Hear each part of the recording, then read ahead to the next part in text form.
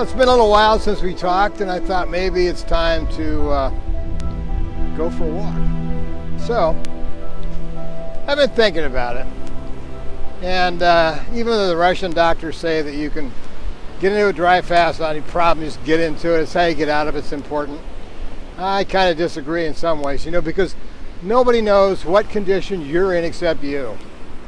I can assume you're in pretty good health. I can assume you've had enough minerals and vitamins and eating the right food. I can assume a lot, But the point is, because of the kind of diet we have, and because of the kind of food we've been fed. Well, the problem is this one. Here, look at this chart. This chart is the increase in decreasing minerals and increasing diseases from mineral deficiency in the United States since the 1900s. And it's basically from overharvesting, never replenishing the minerals, applying pesticides, and you end up with food that's empty. You get enough minerals or vitamins on it or whatever they want to feed it to make it look like food. Got the color and all. Sometimes they expose it to ethylene gas to make it ripen on the way to you. But yeah, it's depleted, and that's the problem. You're not getting nutrition. Good example is this picture of apples. The amount of apples you'll need to eat now compared to back in the 50s to get the same iron, for instance. So yeah, I think now the best advice is to have a little bit of a electrolyte loading before you get into this. If you're going to do a dry fast, you need to go into a situation where you're increasing your fruit intake, your potassium-rich foods like watermelon and papaya and that kind of stuff, and get these things in you. I would kind of tend to go for the low fructose things, but right now it's the minerals you need. You can do Joel Wallach's longevity products for a multi-mineral complex. Probably a good idea to do one of those.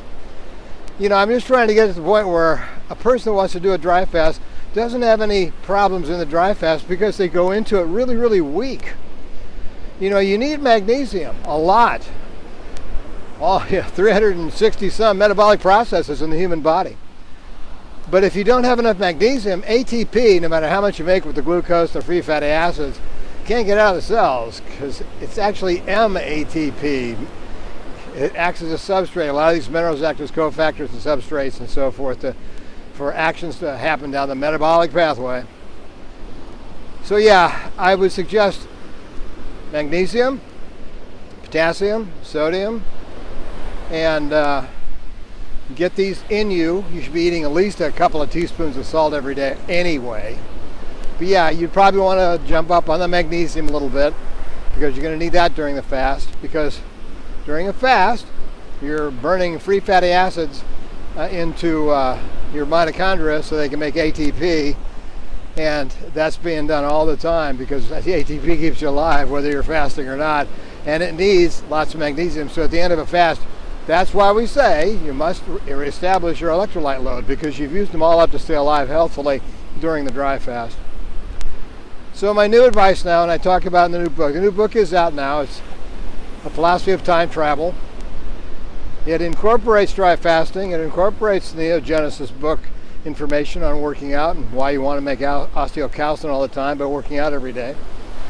It incorporates a lot of other things that I've been finding out about, which is I've been off the videos for a while. It takes a lot to gather this stuff, vet this stuff, read all these studies, and get this stuff ready for you guys. But it's ready now. It's a really interesting story because it's a story of what our greatest challenge is, and that's lifespan. My idea is to it's not stop aging, it's to stop dying. And you'll see about that in my next book, A Philosophy of Time Travel. For the time being, though, I'm just going to enjoy this beautiful beach. It's been a couple of 3 weeks. It's been rainy, wet, a couple of hurricanes have blown over. I remember one night I was in the backyard about 1 a.m. and the trees were bending over halfway in the breeze. It was so intense. Psychedelic. Anyway, so it's a beautiful day out there. It's a little too rough to do any surfing, but that doesn't mean I wouldn't go out and do any paddling. A lot of the time it's just to get the exercise. But today, I'll wait for a few days. Looks like the surf's going to calm down a bit and get to that later. In the meantime, stay healthy, buy the book, Phoenix Protocol, Dry fasting for rapid healing and radical life extension. Neogenesis for functional immortality. You've got to be able to have a body that's strong enough to drag your head around with. And the new one, the philosophy of time travel, which is a comprehensive overview of all the things you can do to make sure you can reduce the likelihood of dying from moment to moment. That's the goal. It's not life extension, it's extending now. Anyway, that's the message today. Love you guys. Thanks for hanging in there until I got back. I'll be posting these as I go along. I think what I might be doing, though, it's about time for my 5-day mid-year dry fast, so I might take you through one of those with me. If you like the idea, let me know in the comments. Information below, of course. Check it out.